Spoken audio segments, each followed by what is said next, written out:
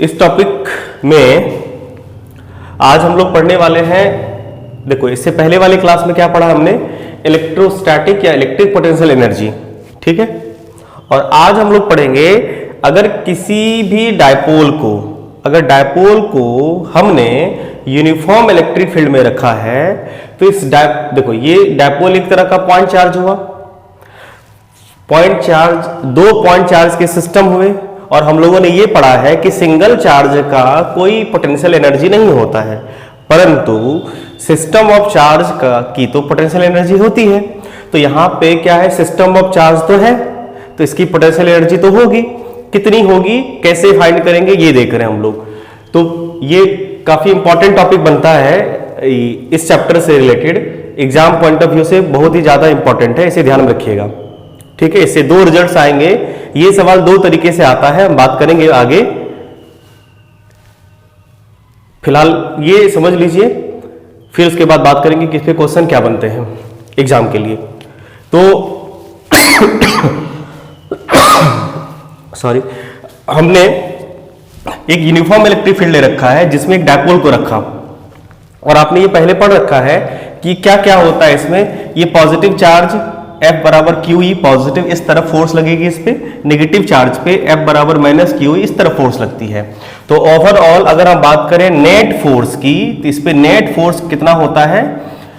Dipole है, uniform electric field है, तो नेट फोर्स 0 होता है ऑलवेज, हमेशा ये बातें होंगी।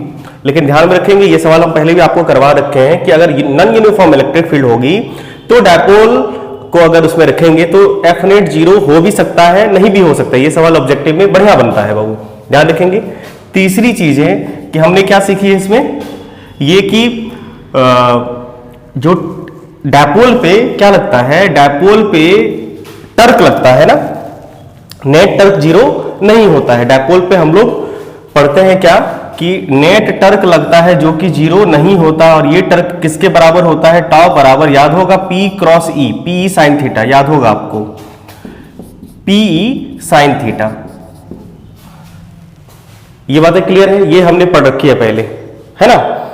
और एक इंपॉर्टेंट बात ये बताए थे कि हमेशा इलेक्ट्रिक डायपोल को जब आप यूनिफॉर्म इलेक्ट्रिक फील्ड में रखोगे तो उस पर जो टर्क होती है वो टर्क हमेशा ये डायपोल को इलेक्ट्रिक फील्ड अपने अलाइन करना चाहता है। बता रखे थे ना कि torque always align dipole in the direction of electric field. और ये बातें आपको पहले भी हमने बता रखी थी क्या, कि ये जो टर्क लगता है, torque aligns dipole in the direction of electric field. मतलब इसकी टेंडेंसी ये होती है कि ये हमेशा इलेक्ट्रिक फील्ड के डायरेक्शन में नहीं अलाइन हो जाए। सिंपल सी बात है, ये इसको नहीं लगता ऐसे पुश कर रहा होगा, ये ऊपर जा रहा होगा, तो ये अलाइन करना चाहता है किस डायरेक्शन में? इलेक्ट्रिक फील्ड के डायरेक्शन में हमेशा इसको अलाइन करना चाह रहा होता है। किसको? डायपोल को। ये चीजें हम लोगों ने पहले भी सीख रखी है, इतना सब कुछ ये सारा हमारे पास पहले से स्टोर है। क्लियर है? ठीक है। आज हम लोग ये पढ़ने वाले हैं कि इसमें पोटेंशियल एनर्जी कितनी होगी, सिस्टम की पोटेंशियल एनर्जी कितनी होगी। क्लियर है? चलो इसको करें। अब हम लोग ये करना चाहते हैं कि एक काम करते हैं, इस डायपोल को ना थोड़ा सा रोटेट कराते हैं। अभी डायपोल मान लीजिए, अभी ये जो डायपोल है वो इलेक्ट्रिक फील्ड से मान लीजिए किसी भी एंगल पे है। ये मान लो इलेक्ट्रिक फील्ड से डायपोल मान लीजिए θ1 एंगल पे है। अब हम लोग इसको क्या करते हैं? टिल्ट। थोड़ा सा इस डायपोल को हम टिल्ट करते हैं। इस डायपोल को हमने क्या किया? थोड़ा सा टिल्ट कर दिया। दिख पा रहा है? ठीक है। किस डायरेक्शन में? ये आपकी मर्जी पे डिपेंड करती है कि आपने इसे किस डायरेक्शन में रोटेट किया है। अभी फिलहाल दिख रहा है हमें कि हमने क्या किया, इसे किस डायरेक्शन में रोटेट किया है? ये वाला डायरेक्शन में। कहां तक? θ2 तक। दिख रहा है? ये दिख रहा है। तो अब है कि θ1 से θ2 रोटेट करने में जितना वर्क करना पड़ा होगा, क्या वही वर्क इसमें as a potential energy store नहीं हो जाएगी?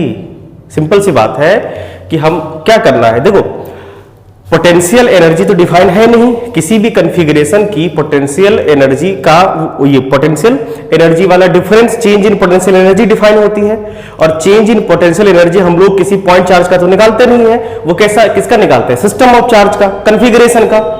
तो हमारे पास क्या था, एक इनिशियल कॉन्फ़िगरेशन था जो कि θ1 पे था, हमने क्या किया, एक दूसरा कॉन्फ़िगरेशन बनाया θ2 वाला, तो कॉन्फ़िगरेशन में चेंज हुआ, और उस कॉन्फ़िगरेशन में चेंज करने के लिए जो वर्क करना पड़ता है वही वर्क किस में स्टोर हो जाती है, पोटेंशियल एनर्जी में। ये बात समझ पा रहे हैं? ठीक है, तो हम लोगों को क्या करना है कि इस कॉन्फ़िगरेशन से θ1 वाले कॉन्फ़िगरेशन से θ2 वाले कॉन्फ़िगरेशन में चेंज करने के लिए कितनी वर्क डन करनी पड़ी है।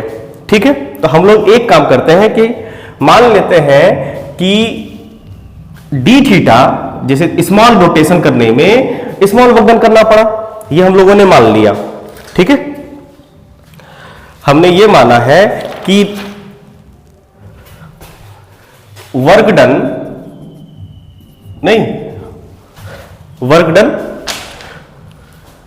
टू, ध्यान दीजिएगा, work done to rotate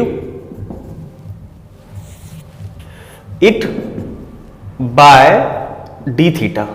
dθ angle से रोटेट करने में कितना वर्क डन करना पड़ा, तो कितना वर्क डन करना पड़ेगा, dw वर्क डन करना पड़ेगा। और वर्क डन इक्वल टू हम लोग क्या जानते हैं, बोलो, वर्क डन इक्वल टू होता है फोर्स इनटू डिस्प्लेसमेंट। आप बताइए ये जो dw वर्क होगा, ये यहां पे कौन इसे वर्क, ये फोर्स कौन सा लग रहा है, यहाँ पे फोर्स नहीं, यहाँ पे टर्क लग रहा है, बिल्कुल। तो टर्क कितना लगा है, टाउ। कितना डिस्प्लेसमेंट, एंगुलर डिस्प्लेसमेंट यूज करना है यहाँ पे, तो टाउ dθ। ये सुनो, इनका डॉट प्रोडक्ट चलता है बाबू, क्लियर है, टाउ dθ का एंगुलर डिस्प्लेसमेंट का डॉट प्रोडक्ट चलता है। आपको पता है कि डॉट प्रोडक्ट होता है कितना, टाउ dθ cos θ। कोई दिक्कत नहीं, चलो सही है। एक बात जरा बताओ हमें, यहां पे cos θ कितना लोगे, cos θ कितना लोगे, बोलो। अच्छा कोई बात नहीं, चलो देखो, ये एंगल किसके किसके बीच होती है, ध्यान दीजिएगा, ये एंगल होता है टर्क और जो थीटा है, dθ है, एंगुलर डिस्प्लेसमेंट है, उसके बीच का एंगल होगा। क्या दोनों का डायरेक्शन निकालने आता है आपको? आइए निकालते हैं। टर्क का डायरेक्शन क्या होगा, देखो तो, टर्क का डायरेक्शन क्या होगा, इस पे जो टर्क लग रहा है किस तरफ लग रहा है, देखो टर्क किस तरफ लग रहा है, किस तरफ लग रहा है टर्क, टर्क ये कौन सा डायरेक्शन में, क्लॉकवाइज। तो यहां पे जो टर्क का डायरेक्शन है, ध्यान देना सर, ये जो डायरेक्शन है टर्क का, ये है कैसा, क्लॉकवाइज। कोई दिक्कत, एक क्लॉकवाइज हुआ। और आप बताइए एंगुलर डिस्प्लेसमेंट dθ आपने किधर डिस्प्लेस किया है, डिस्प्लेसमेंट किधर हो रहा है, यहां से इस तरफ, इनिशियल से फाइनल इस तरफ, θ1 से θ2, कौन सा, एंटी क्लॉकवाइज, एंटी क्लॉकवाइज, ध्यान से समझिएगा, एंटी क्लॉकवाइज। तो अब अगर एक क्लॉकवाइज है दूसरा एंटी क्लॉकवाइज है, उसके बीच का एंगल कितना होगा, बोलो बोलो, अब तो बोलो, एक क्लॉकवाइज एक एंटी क्लॉकवाइज, तो इसके बीच का एंगल कितना हो जाएगा, अपोजिट डायरेक्शन बाबू, 180 डिग्री होगा कि नहीं होगा, नहीं समझे, है नहीं समझे, झूठे, फिर से समझाते हैं। देखो आपने 180 डिग्री बचपन से कैसे पढ़ा है, एक अगर इधर होगा और एक इधर होगा, एक वेक्टर इधर है और एक वेक्टर अगर इधर है, तो इसके बीच का एंगल 180 डिग्री होता है ना, तो नहीं ये एंगल 180 डिग्री होता है, कोई बात नहीं, ऐसे ही समझाते हैं आपको। मतलब ये हुआ इसका अपोजिट डायरेक्शन, तो अपोजिट डायरेक्शन के बीच का एंगल हमेशा 180 डिग्री होती है।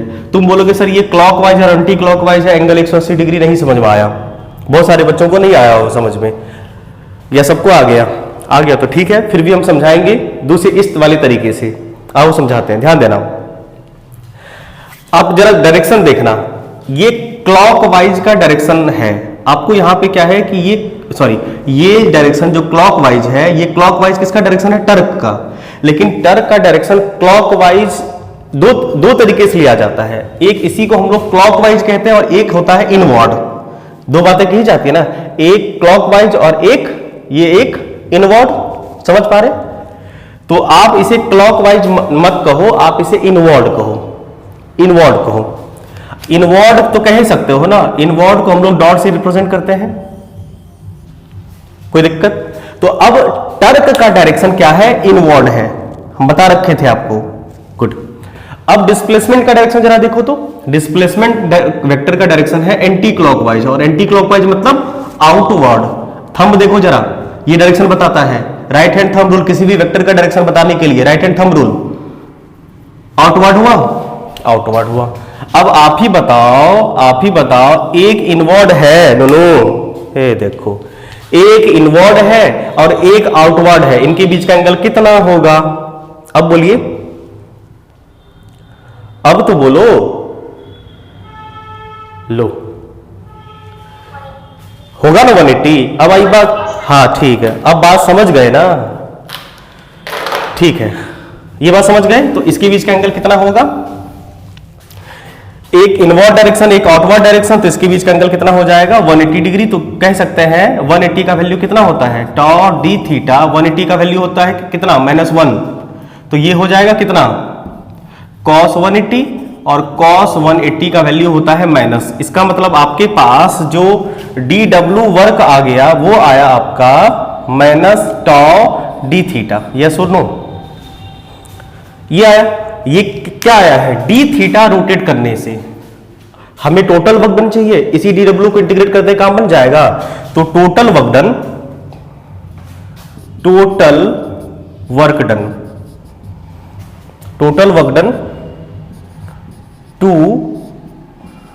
रोटेट डायपोल,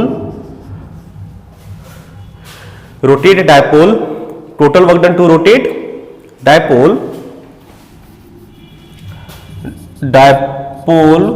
फ्रॉम कहां से कहां तक? फ्रॉम θ1 से θ2 तक। θ1 से θ2 तक क्या हो जाएगा? Work done equal to integration of dw कहां से कहां तक सर? बोलो tau negative tau d theta को कहां से कहां तक इंटीग्रेट करिएगा? इसका लिमिट कहां तक से कहां तक डालोगे? θ1 से θ2 तक। बोलो, θ1 से θ2 तक अगर dw को इंटीग्रेट कर देंगे तो पूरा का पूरा वर्क डन आएगा कि नहीं आएगा? आ जाएगा, आ जाएगा। बहुत सुंदर। यहां तक क्लियर हो गया सर? आगे बात करें? आइए आगे बात करते हैं। देखो सर, θ1 से θ2 तक अब हम लोग इंटीग्रेट करते हैं। dw को इंटीग्रेट कर दिए तो ये वर्क आया इक्वल टू टॉ के बदले क्या लिखोगे? जरा देखो तो, टॉ के बदले क्या लिखोगे? टर्क बराबर, याद है आपको टर्क बराबर क्या होता था? P sine theta. याद आ रहा है? P sine theta. तो integration of negative P sine theta d theta. Yes और नो? और कहां से कहां तक? θ1 से θ2 तक। ये क्लियर है? अब यहां पे एक बात कोई बताओगे, ये वर्क डन किसका है? ये वर्क डन किसका है? दो लोग हैं यहां पे, ध्यान दीजिएगा, दो लोग हैं। एक है इलेक्ट्रिक फील्ड और एक है एक्सटर्नल, है ना? यहां पे वर्क दो लोग कर रहे हैं, एक इलेक्ट्रिक फील्ड और दूसरा एक्सटर्नल, दोनों अपोजिट डायरेक्शन में। आप बताइए ये वर्क किसका है? इलेक्ट्रिक फील्ड का कि एक्सटर्नल वर्क डन? सोच के बताओ। एक्सटर्नल। देखो, कुछ लोगों के मन में ये है कि ये वर्क डन किसका है? इलेक्ट्रिक फील्ड का है कि एक्सटर्नल का है? तो सिंपल सी बात है, यहां पे वर्क कौन कर रहा है? Force, torque. और ये टर्क कौन बना रहा है? ये टर्क बनाता है इलेक्ट्रिक फील्ड। तो इसका ये मतलब हुआ कि ये वर्क डन किसका हम लोग अभी निकाल रहे हैं? इलेक्ट्रिक फील्ड का। ध्यान दीजिएगा, वर्क डन किसका होगा? इलेक्ट्रिक फील्ड का। क्लियर हो गया? ये बात इस ध्यान में रखोगे? ठीक है। तो वर्क डन बाय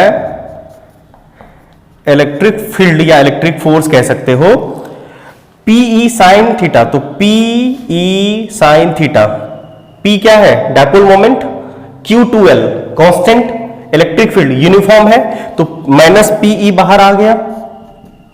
अब ये बताइए आप साइन थीटा का इंटीग्रेशन डी थीटा के रिस्पेक्ट में कितना होता है?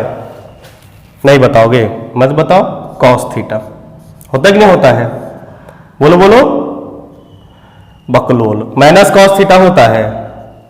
साइन थीटा का इंटीग्रेशन डी थीटा के रिस्पेक्ट में माइनस कॉस थीटा होता है। लिमिट पुट करिएगा थीटा 1 से थीटा 2 तक। क्लियर हो गया यहां तक बात?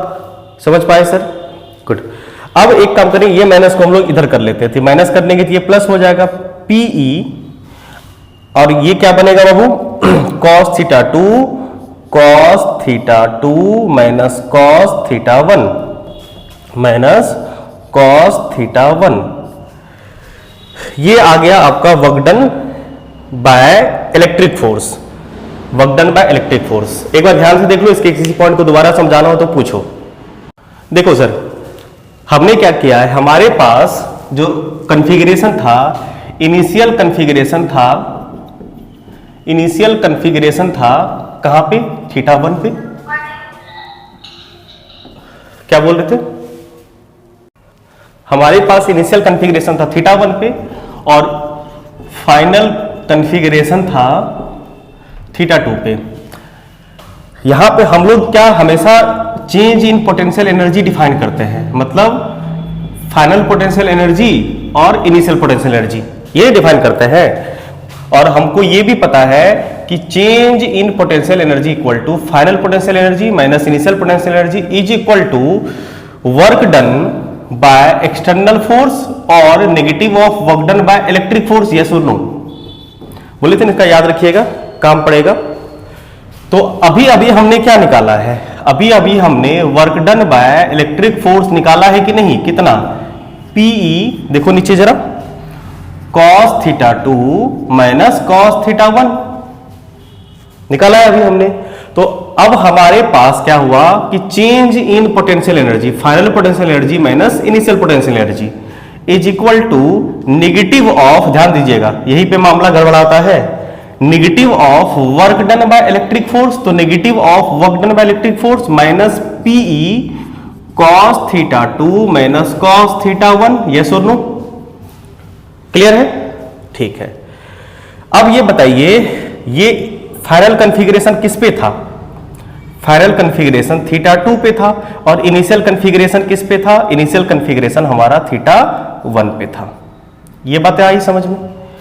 Minus PE cos theta 2 minus cos theta 1, यहां तक तो ये बातें क्लियर हो गई।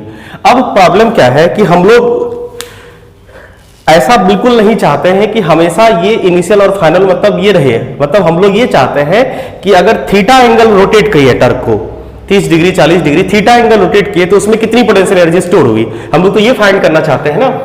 तो हम लोग क्या करते हैं, तरीका इसका क्या था, जब किसी पर्टिकुलर पोजीशन पे या किसी पर्टिकुलर एंगल पे पोटेंशियल एनर्जी फाइंड करनी हो तो हम लोग एक पॉइंट ऐसा एज्यूम कर लेते हैं जहां पे पोटेंशियल एनर्जी 0 होता है। याद करिए, करते थे। उसमें हमने क्या किया था पिछले वाले टॉपिक में, उसमें हमने इन्फिनिटी को लेट किया था। अब यहां भी इन्फिनिटी वाला होगा, मामला इन्फिनिटी वाला होगा, लेकिन बुक में कन्वीनियंट के लिए, सुविधा के लिए, ध्यान दीजिएगा, कन्वीनियंट के लिए क्या किया गया है कि एक पर्टिकुलर एंगल पे पोटेंशियल को, इलेक्ट्रिक पोटेंशियल को 0 लेट कर लिया गया। ठीक है, 0 लेट करने का मकसद क्या था वो भी आपको हम बता देंगे, फिलहाल ये समझ लीजिए। तो हमने क्या किया है, यहां पे एज्यूम किया है, हमने नहीं मतलब जो भी लोग थे बुक लिखने वाले या डेरिवेशन करने वाले, उन्होंने लेट कर लिया कि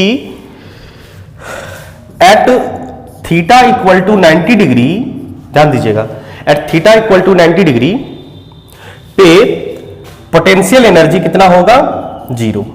ये लेट कर लिया गया, पोटेंशियल एनर्जी कितना होगा, 0। वैसे ये आ भी जाता है, थीटा एंगल पे कितना हो गया पोटेंशियल एनर्जी, 0। ये एज्यूम्पशन है, इसको लेट कर लेना है।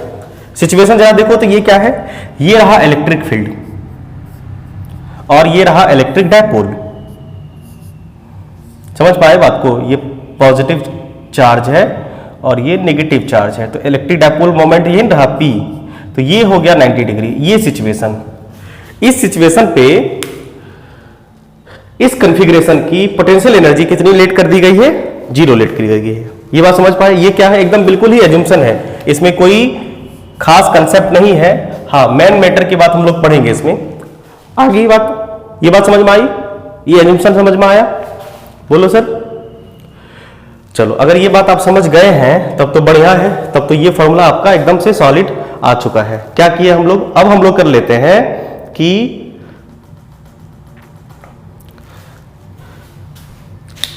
समझ पा रहे हैं ना आप लोग? हमारे पास ये ओरिजिनल फॉर्मेट आया है। अब हम लोग इसमें ये कंडीशन पुट करेंगे। फिर से हम लोग क्या करेंगे? ये एज्यूम है, एजम्पशन है, ठीक है? ये एजम्पशन है, ये एजम्पशन है, इसमें कोई दिक्कत नहीं है, ठीक है? अब हम लोग एक काम करते हैं, लेट कर लेते हैं, ध्यान दीजिएगा, लेट कर लेते हैं कि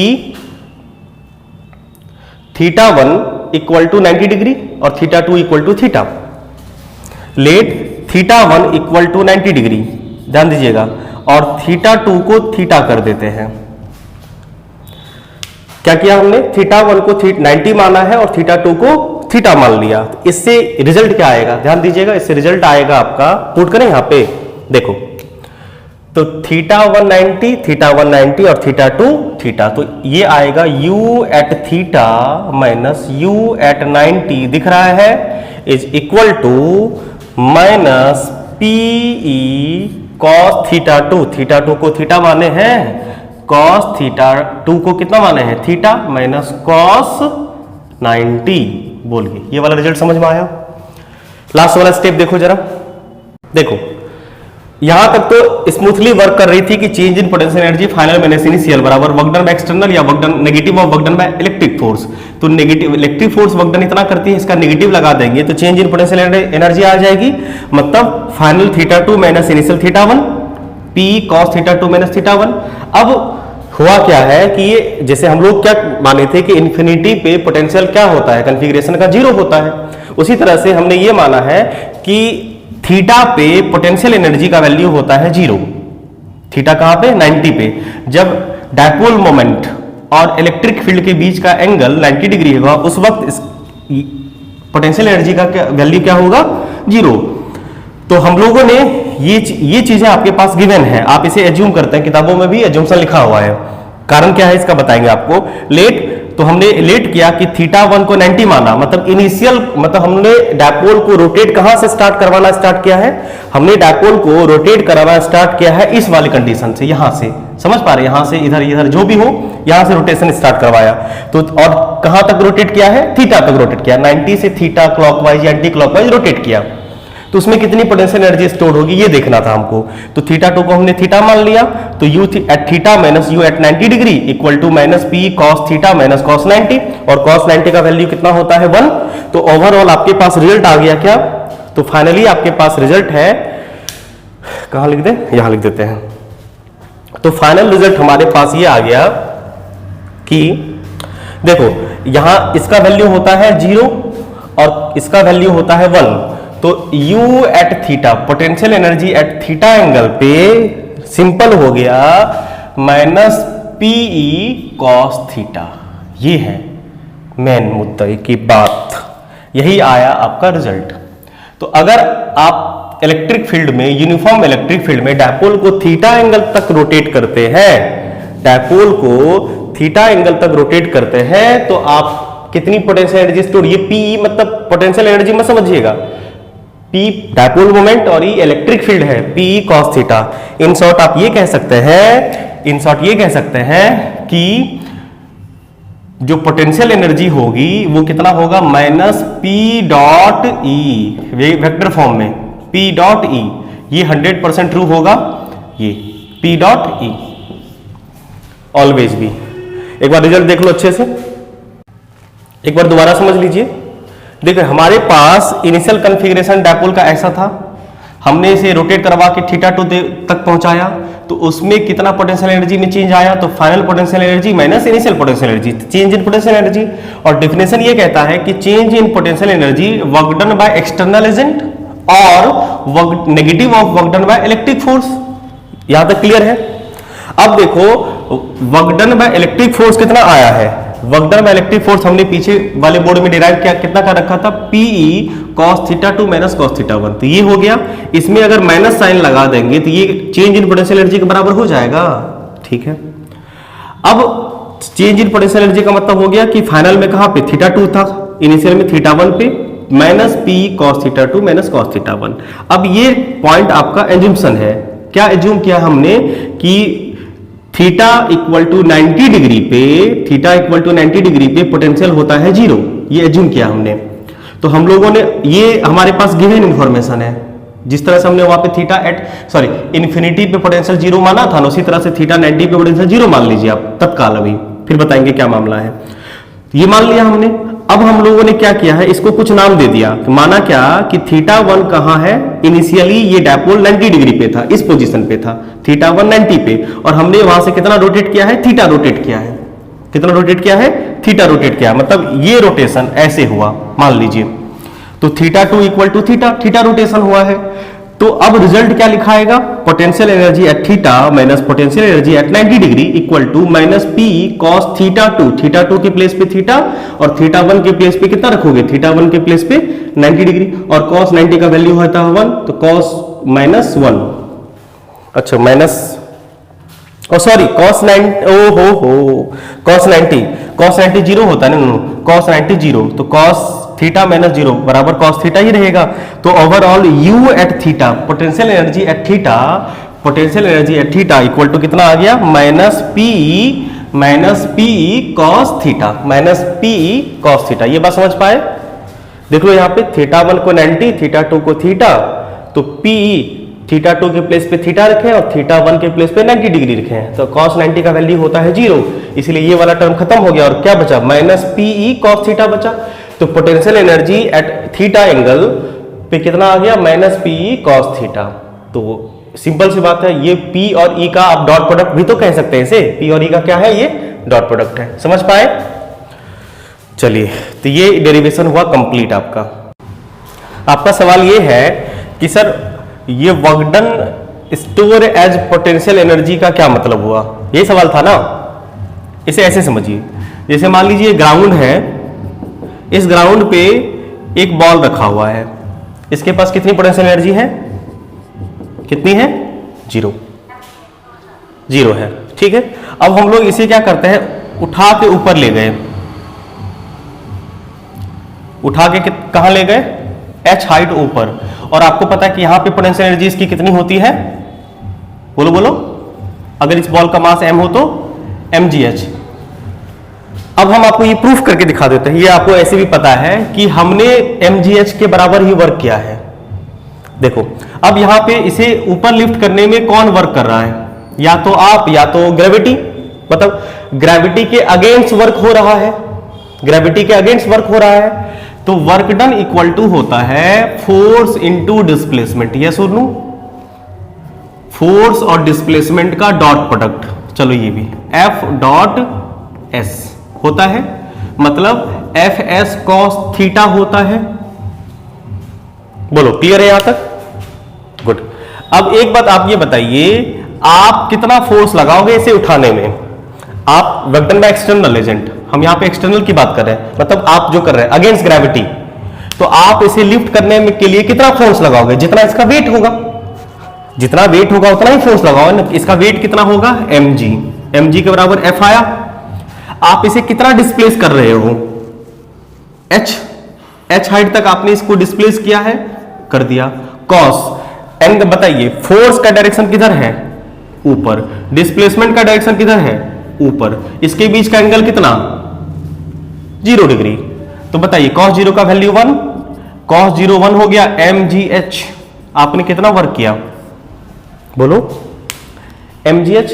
और यही वर्क जो आप इस गेंद पे करते हो ना, h हाइट तक लिफ्ट करने में, वही इसमें पोटेंशियल एनर्जी में स्टोर होती है। ये हुआ कि work done by external agent हो या वर्क डन कोई भी वर्क जो करती है ना उस सिस्टम पे, उस सिस्टम में वही वर्क पोटेंशियल एनर्जी के टर्म में स्टोर हो जाती है। ऐसा इसलिए होता है कि एनर्जी कंजर्व होती है भाई, एनर्जी कंजर्व होती है मतलब आप जो एनर्जी खर्च कर रहे हो वो एनर्जी गायब थोड़े हो जाना है, वो एनर्जी कहां रहेगी, आपसे निकली किसी और में चली गई, आपसे निकली वर्क डन के रूप में किसी में और में चली गई पोटेंशियल एनर्जी के रूप में, एनर्जी कंजर्व हो गई।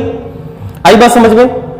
ये हुआ इसका मतलब। अब यहां पे डायपोल वाला मैटर क्या है ये समझाते हैं। ये आपको क्लियर हो गया ना कि वर्क डन जो होता है वो पोटेंशियल एनर्जी के टर्म में कैसे स्टोर होती है, ये वाला मैकेनिज्म क्लियर हो गया आपका। गुड। अब हम आपको ये बता देते हैं कि डायपोल में वर्क डन का क्या मामला था। देखो डायपोल आपको दिखाते हैं। जैसे अब क्या हुआ कि हमारे पास ये एक इलेक्ट्रिक डायपोल था, ठीक है, ये एक इलेक्ट्रिक डायपोल है। अब इस इलेक्ट्रिक डायपोल में ये इलेक्ट्रिक फील्ड है, और इस इलेक्ट्रिक फील्ड में ये रहा हमारा इलेक्ट्रिक डायपोल, एक प्लस क्यू और एक माइनस क्यू इलेक्ट्रिक डायपोल है। अब हमने क्या किया है, इस सिस्टम से इसको थीटा एंगल पे रोटेट किया। जो इलेक्ट्रिक फील्ड होगा, इलेक्ट्रिक फील्ड क्या करेगा, इस डायपोल को जब आप डायपोल को ऐसे छोड़ दोगे तो डायपोल को किधर घुमाएगा, क्लॉकवाइज के एंटी क्लॉकवाइज। इस डायपोल पे किधर फोर्स लगाएगा बाबू, क्लॉकवाइज। इसको ये क्लॉकवाइज घुमा देगा। तो क्लॉकवाइज मान लीजिए, इसको क्लॉकवाइज इन्होंने इतना घुमाया। शुरू में कितना था, शुरू में θ1 का वैल्यू कितना था, 90 डिग्री। समझ पा रहे हैं बाबू? और इसको इन्होंने कितना घुमा दिया है, इन्होंने इसे क्लॉकवाइज डायरेक्शन में कितना घुमाया है, थीटा। समझ पा रहे हैं? क्लॉकवाइज डायरेक्शन में कितना घुमाया, थीटा। अब आप ये बताइए, ये काम कौन कर रहा है, इलेक्ट्रिक फील्ड कर रहा है ना। इसे रोटेट कराने में कौन वर्क किया, इलेक्ट्रिक फील्ड वर्क किया। कितना, टॉ डी थीटा, मतलब टॉ थीटा के बराबर। तो work done by electric force, देखो work done by electric force कितना हुआ है, work done by electric force. यहां पे अगर आप देखो जरा ध्यान से, तो चेंज इन पोटेंशियल एनर्जी के बराबर ये वर्क एनर्जी थ्योरम कहता है कि नहीं कहता है, change in potential energy work done by electric force या एक्सटर्नल फोर्स। यहां पे भी वही हुआ है एमजीएच के केस में। ध्यान से देखो, एमजीएच के केस में यहां पे potential energy, initial potential energy कितनी है, 0। फाइनल पोटेंशियल एनर्जी कितनी है, 0। वर्क डन कितना हुआ है, एमजीएच के बराबर। तो आप ये बताइए कि work done equal to change in potential energy के बराबर नहीं हुआ है, बोलो जरा। ये 0 था ना, पोटेंशियल एनर्जी के बराबर वर्क डन नहीं हुआ, चेंज इन। ये वर्क एनर्जी थ्योरम कहता है, सिंपल सी बात है। तो चेंज इन पोटेंशियल एनर्जी, और ये पोटेंशियल एनर्जी क्या था, initial potential energy final minus initial, और फाइनल पोटेंशियल एनर्जी थीटा पे, इनिशियल पोटेंशियल एनर्जी 90 पे। 90 पे पोटेंशियल एनर्जी हमने क्या लेट किया है, 0। तो बताइए थीटा पे जितना work done by electric force उतना ही होगा जितना थीटा पे पोटेंशियल एनर्जी स्टोर हो जाएगी। और थीटा पे पोटेंशियल एनर्जी कितनी स्टोर हुई है, या थीटा पे वर्क डन कितना हुआ है, माइनस पीई कॉस थीटा। बोलो बोलो, minus PE cos theta work done हुआ है। और यही वर्क डन थीटा एंगल पे जाने में पोटेंशियल एनर्जी के रूप में स्टोर हुई है, माइनस पीई कॉस थीटा। समझ पाए बाबू? देखो अब यहां पे क्या है कि पोजीशन ऑफ, देखो हमारे पास क्या आया है, पोटेंशियल एनर्जी थीटा एंगल पे कितना हो गया, माइनस पीई कॉस थीटा। ये हुआ पीई कॉस थीटा। अब यहां पे एक सवाल ये अभी बाकी रह गया है कि सर 90 डिग्री पे आपने पोटेंशियल एनर्जी 0 क्यों मानी कॉन्फ़िगरेशन की, ये ना। आइए इसे दूर करें। आपका position of zero energy, zero energy का पोजीशन हमने कहां माना है, थीटा इक्वल टू 90 डिग्री पे। आइए डायपोल को 90 डिग्री पे ले चलें पहले, फिर एनालिसिस करें कि आखिर ऐसा क्यों हुआ। देखो ये है हमारा यूनिफॉर्म इलेक्ट्रिक फील्ड। हमने इस यूनिफॉर्म इलेक्ट्रिक फील्ड में एक पॉजिटिव चार्ज और एक नेगेटिव चार्ज के सिस्टम को रखा, ठीक है। कितना पे, इलेक्ट्रिक फील्ड से इसके बीच का एंगल कितना है, इलेक्ट्रिक फील्ड से डायपोल का डायरेक्शन कितना होता है, किधर, नेगेटिव से प्लस की तरफ, पॉजिटिव की तरफ। तो ये इलेक्ट्रिक फील्ड के बीच का एंगल कितना है, theta. Theta equal to 90 degree. पहली बात तो आपको यहां से ये क्लियर, फॉर्मूले से क्लियर हो जाएगी कि थीटा पे माइनस पीई कॉस 90। एक बात देख लो, यहां से भी क्लियर हो जाएगी आपकी। P और E के बीच का एंगल कितना है, 90 डिग्री। इसीलिए पोटेंशियल एनर्जी एट 90 डिग्री पे कितना आ गया, 0। ये उतना सेटिस्फाइड नहीं करती है टॉपिक को, प्रॉब्लम आपका जो मेन है उसको ये सेटिस्फाई नहीं करता, ये काम चलाओ वाला बात हुआ कि अच्छा इसी से निकाल के आपने इसी को प्रूव कर दिया, क्योंकि यही से एज्यूम्पशन भी था। आइए ओरिजिनल बात आपको समझाएं कि ऐसा क्यों होता है। ओरिजिनल बात ये है, आप ये बताइए सर हमें, इस सिचुएशन में ध्यान दीजिएगा, इस सिचुएशन में इस पे फोर्स किधर लगेगा? इलेक्ट्रिक फोर्स किधर लगेगा? इधर लगेगा ना। और उतना ही आप चाहते हैं, ध्यान दीजिएगा, आप चाहते हैं कि इसे इसी पोजीशन पे बनाए रखें, आपको क्या करना पड़ेगा? एक एक्सटर्नल फोर्स लगाना पड़ेगा इधर, बोलो जरा, लगाना पड़ेगा। आप ये बताइए नेट फोर्स, यहां पे नेट फोर्स कितना रहा? 0। समझ पा रहे हैं हम क्या कह रहे हैं?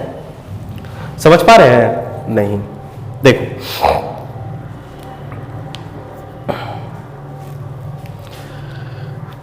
या आप ये कह सकते हैं कि एक बात तो ये क्लियर है कि इंफिनिटी पे अगर यही कॉन्फ़िगरेशन होता, इंफिनिटी पे, तो वहां पे तो पोटेंशियल एनर्जी 0 होती ना बाबू, इंफिनिटी पे। तो आप ये मान लीजिए कि आपने क्या किया है, इंफिनिटी से एक प्लस चार्ज को यहां पे रखा, लाने में कोई वर्क नहीं करना पड़ा। दूसरा आपने यहां पे किया, लाने में कुछ वर्क करना पड़ा। इनके बीच का डिस्प्लेसमेंट कितना है? नहीं समझे? एक सेकंड रुको। हम ये कह रहे हैं कि समझाने की कोशिश ये कर रहे हैं सर कि इस पॉइंट पे पोटेंशियल 0 क्यों हुआ? पोटेंशियल 90 पे 0 होने का ये मकसद हुआ, एक तो ये तरीका है कि PE cos 90 कर दो, क्योंकि theta equal to P, electric field और डायपोल के बीच का एंगल कितना है? 0 डिग्री। तो PE cos 90 और cos 90 का वैल्यू 0, पूरा वाला टर्म 0। तो पोटेंशियल एनर्जी क्या आप 90 डिग्री पे 0 कह सकते हैं? ये बात आप समझ गए हैं? आइए अब ये पॉजिटिव इधर आएगा नहीं, इलेक्ट्रिक फील्ड के डायरेक्शन में पॉजिटिव चार्ज पे इधर फोर्स लगेगा और ये इधर होने लगेगा। क्या ये रिगेन कर पाया अपनी इनिशियल पोजीशन को? फिर से समझो हम क्या बोल रहे हैं। पॉजिटिव चार्ज पे जो फोर्स लगेगा, देखो पॉजिटिव चार्ज को आपने क्या किया, इस वाले केस से ऐसे रोटेट किया, ऐसे रोटेट करोगे, इलेक्ट्रिक फोर्स तो पॉजिटिव चार्ज को अपने डायरेक्शन में ले जाना चाहिए ना। तो क्या ये वापस ओरिजिनल पोजीशन पे आ पाया? नहीं। जब बॉडी इक्विलिब्रियम में हो, लेकिन अगर आप उसे डिस्टर्ब करोगे इक्विलिब्रियम पोजीशन से, और अगर वो वापस अपने पोजीशन पे नहीं आ पाएगा, इस सिस्टम को कहा जाता है अनस्टेबल इक्विलिब्रियम। आई बात समझ में से? अनस्टेबल इक्विलिब्रियम क्यों कहा गया? आओ पोटेंशियल एनर्जी चेक कर ले। पोटेंशियल एनर्जी बराबर माइनस PE cos 180, और cos 180 का वैल्यू कितना होता है? -1। तो पोटेंशियल एनर्जी कितनी आई? PE पॉजिटिव आया है पोटेंशियल एनर्जी PE। और बताइए इस केस में पोटेंशियल एनर्जी कितना होगा? मैक्सिमम। हम बोले थे ना कि जब पोटेंशियल एनर्जी मैक्सिमम होगा, उस केस में सिस्टम अनस्टेबल इक्विलिब्रियम में होगा। एक बार ध्यान से देख लीजिए, दोबारा कोई पॉइंट को समझाना हो तो पूछिए, बाकी नहीं तो छुट्टी।